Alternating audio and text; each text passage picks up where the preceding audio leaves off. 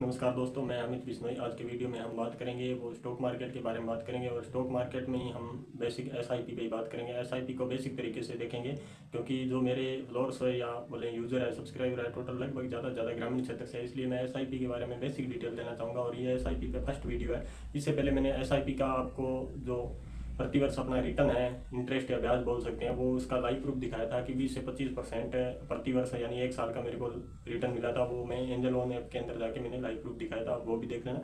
अब हम बात करते हैं एसआईपी पे। एसआईपी क्या होती है, सबसे पहले तो ये जानना बहुत ज़रूरी है। स्टॉक मार्केट का ही एक भाग होता है, उसको हम बोलते हैं एसआईपी। स्टॉक मार्केट एसआईपी का भाग है। एसआईपी में सिस्टमेटिक इन्वेस्ट प्लान। एसआईपी क्या है, ये एसआईपी क्या है, तो इसको अलग अलग क्षेत्र में, अपने शहरी क्षेत्र के अंदर तो अपने बोल सकते हैं अच्छा खासा इसको नॉलेज भी है और इसमें फंड करते भी हैं, लेकिन ग्रामीण क्षेत्र में इसको क्या बोलते हैं, या तो बोलते हैं लोकल भाषा में बोले तो ये तो एक जुआ है, सट्टा बाजार है, इस प्रकार का इसको बोलते हैं। लेकिन मैं आपको बता देता हूँ कि एसआईपी क्या है। इस चीज़ के अंदर अपने को कुछ समझना पड़ेगा। अपने बैंक में जाते हैं, बैंक के अंदर, बैंक में अपने क्या करवाते हैं, एफडी, फिक्स डिपॉजिट, जिसको बोलते हैं अपने एफडी करवाते हैं। और यही बैंक या किसी फाइनेंस के थ्रू होती है। बैंक या फाइनेंस, मैं शॉर्ट में लिख रहा हूँ, फाइनेंस के थ्रू होती है। इसको हम बोलते हैं स्टॉक मार्केट, या इसकी जो ब्रांच होती है उसको बैंक नहीं, एक्चुअली उसको बोलते हैं म्यूचुअल फंड। म्यूचुअल फंड की जो ब्रांच होती है बैंक से भी रिलेटेड होती है, हर बैंक की अपनी म्यूचुअल फंड की ब्रांच होती है, उसके अंदर अपने करवाते हैं एसआईपी।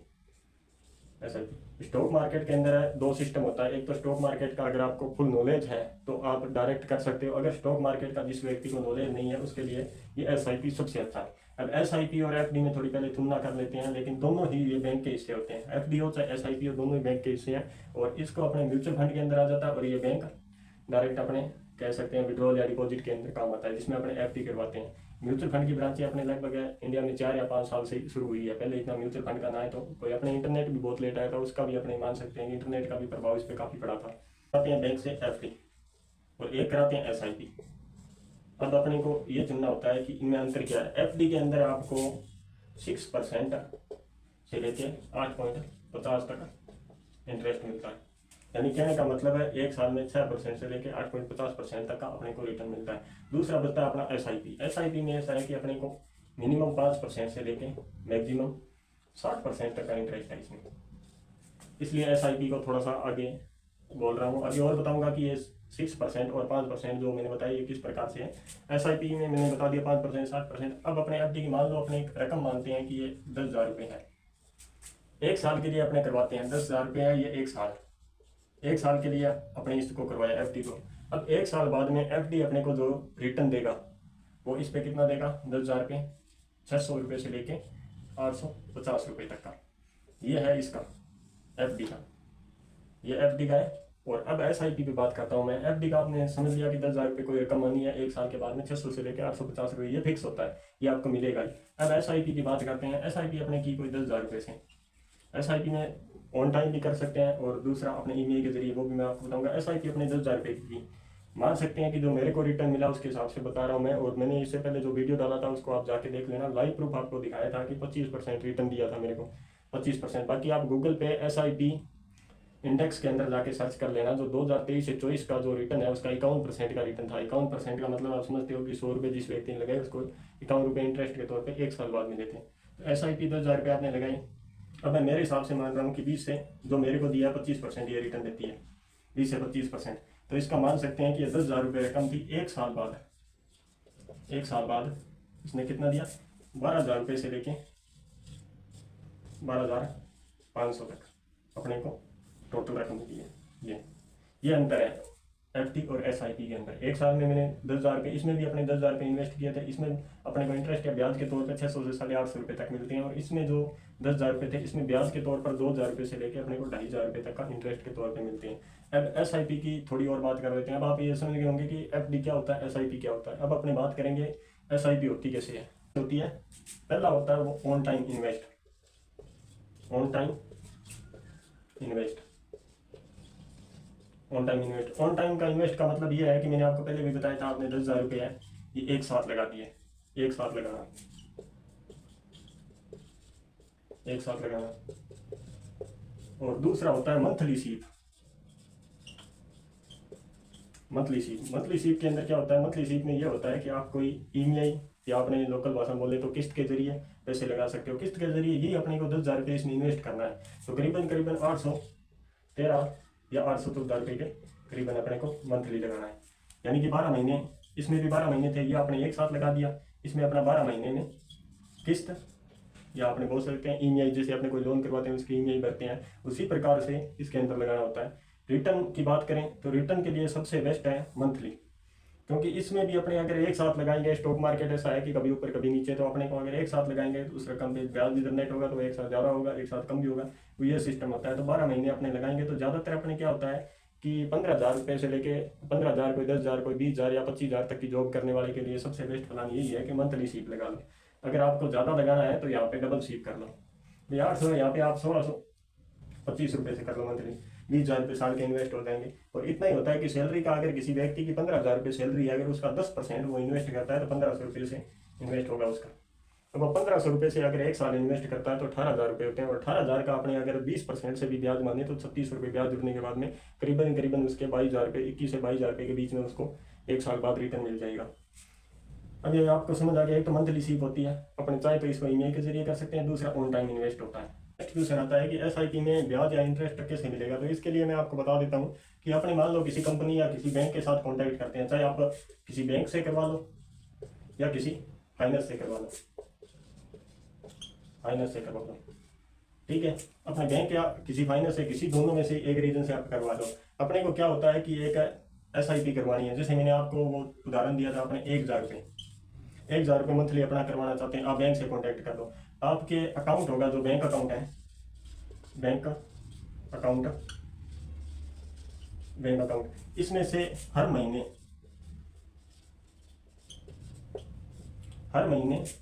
एक किस्त करती रहेगी,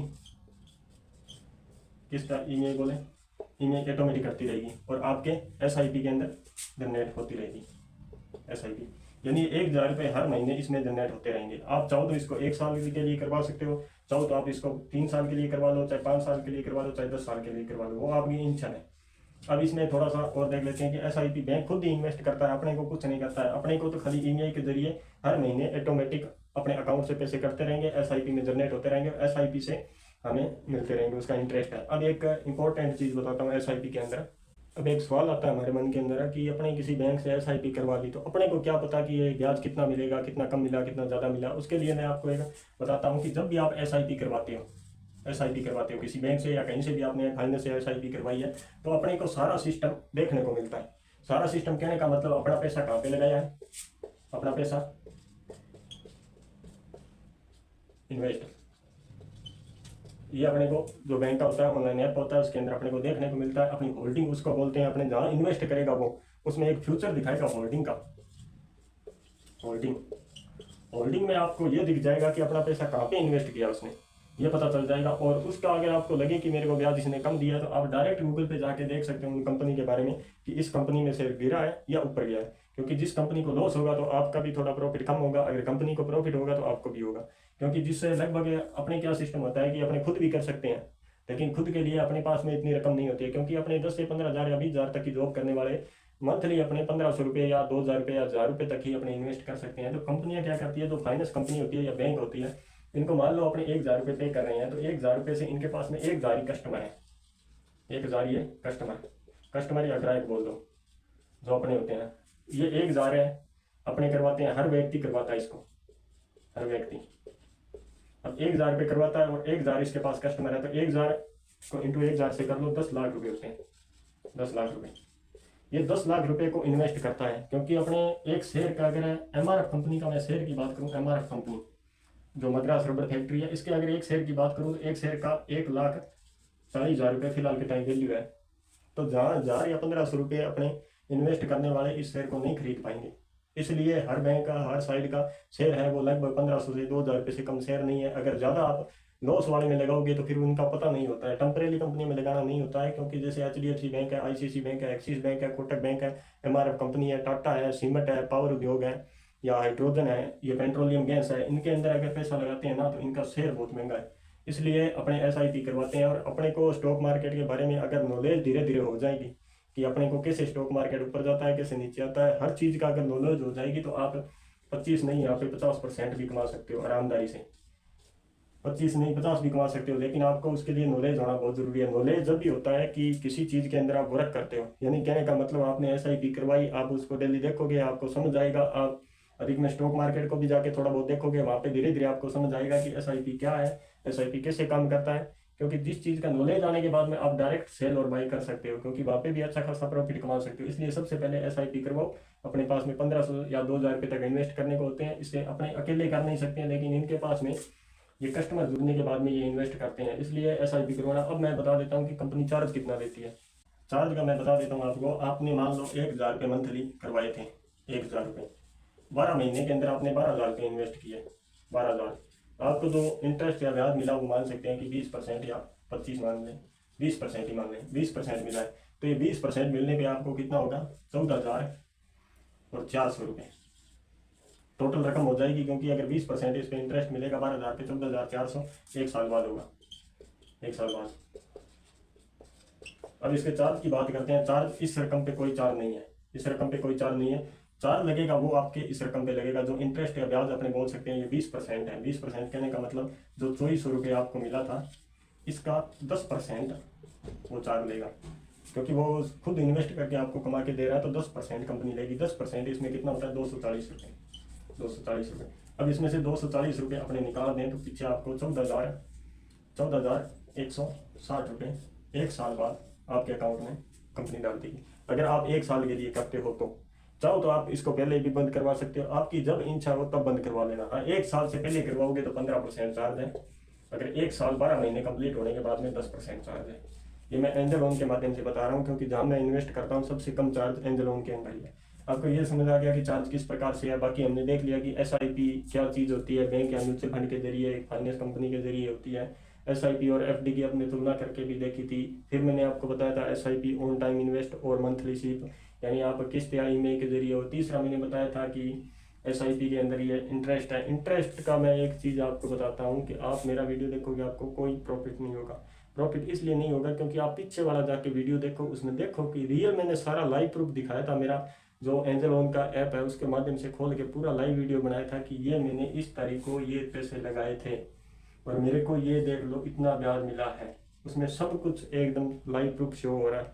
आप देख लो, आपको अच्छा लगे तो ठीक है। बाकी मैं हर वीडियो में बोलता हूँ कि आप अगर कोई व्यक्ति की 15,000 से 20,000 रुपये सैलरी है तो वो 10% इन्वेस्ट जरूर करो। कहीं पे भी करो, आप FD में करो, कोई टर्म प्लान के जरिए करो, चाहे आप कहीं पे भी पैसा इन्वेस्ट करो, ऐसी जगह इन्वेस्ट करो ताकि अपने को किसी इमरजेंसी या अपने कोई फेस्टिवल आता है साल में एक बार, किसी भी धर्म में आता है त्यौहार, उसके लिए भी पैसे चाहिए, या कोई बर्थडे पार्टी वगैरह बच्चों की आ जाती है, या कोई आपको टूर पे जाना होता है 4-5 दिन घूमने के लिए, वहाँ पैसा चाहिए। तो सबसे बेस्ट यही है कि 10% अगर आप बचाते हो तो लाइफ बहुत अच्छे से गुजर सकती है। 10% में कुछ नहीं होता है। अगर किसी की 15,000 रुपये सैलरी है, 1500 रुपये, ये मान के चलो कि आपकी 15,000 रुपये आज सैलरी है और पहले आपकी 13,500 थी, तो 13,500 रुपये में भी आपकी वही कंडीशन थी जो आज है।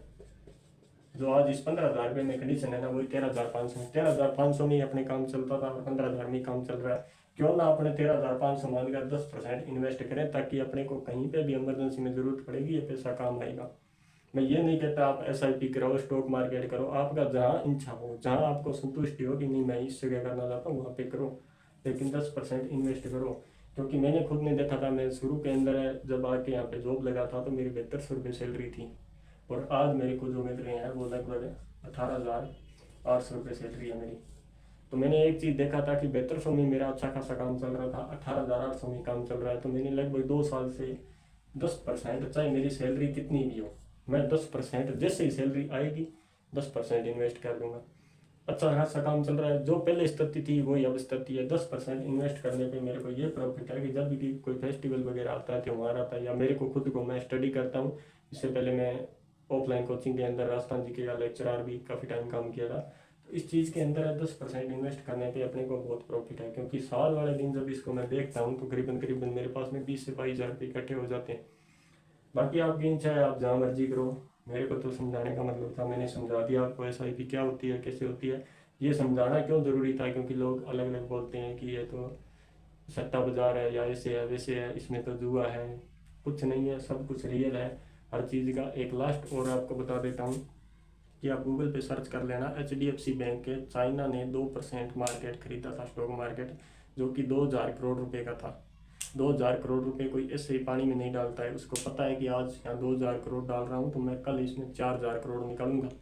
क्यों निकालूंगा, उसको पता है कि HDFC इंडिया का नंबर 1 पे ट्रेड करने वाला बैंक है, इसलिए उसने पैसे डाला है। और चाइना जितना कोई चला कंट्री नहीं है, ये आपको भी पता है, मेरे को पता है। बाकी आप SIP के बारे में गूगल पे जाके डायरेक्ट सर्च कर लेना, SIP इंडेक्स 2023 से 24 का रिटर्न कितना था। बाकी आपको लाइव प्रूफ जो नीचे मैं डिस्क्रिप्शन में लिंक दूंगा, उस पर जाके वो वीडियो देख लेना कि मेरे को 1 साल का कितना रिटर्न मिला था, वही आपके सामने लाइव प्रूफ हो जाएगा। आज के लिए इतना ही। नेक्स्ट बात करेंगे SIP कितने प्रकार की होती है, किस में कितना अपने को इंटरेस्ट मिलता है, किस में कितनी रिस्क होती है, उस पर बात करेंगे। धन्यवाद।